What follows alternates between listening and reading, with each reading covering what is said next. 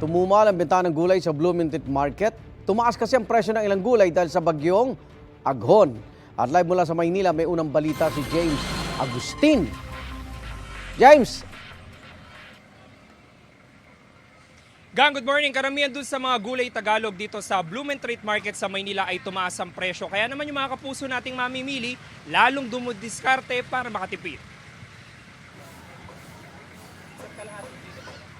Sumipa ang presyo ng talong sa 70 pesos per kilo ngayong araw sa Bloomington Market sa Maynila.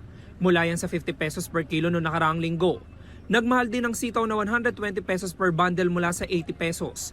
Ang isang bundle o tali ay nasa 1.5 kilo. 10 piso naman ang itinaas ng kada kilo ng kalabasa na 60 pesos na mula sa 50 pesos. Tumaas din ang presyo ng pechay Tagalog at ang palaya na 120 pesos per kilo mula sa 100 pesos. Dahil tumaas ang presyo, medyo tumumal daw ang bentahan, sabi ng ilan nagtitinda. Baka dahil din sa bagyo kasi. Usually ganun naman pagka umuulan ganun. O kaya parang kulang na lang talaga sa supply. Saan niyo po ba kinukuha?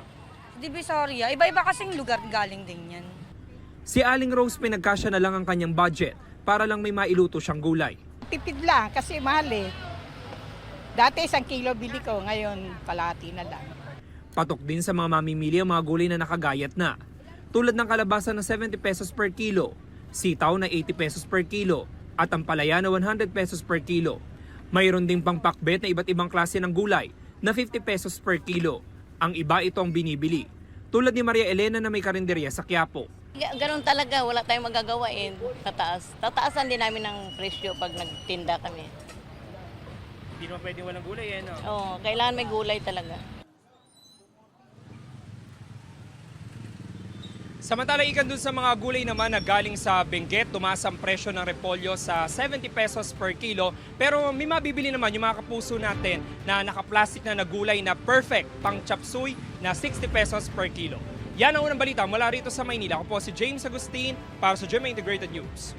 Igan, mauna ka sa mga balita. Mag-subscribe sa GMA Integrated News sa YouTube. Sa mga kapuso abroad, subaybayan nyo kami sa GMA Pinoy TV at sa www.gmanews.tv.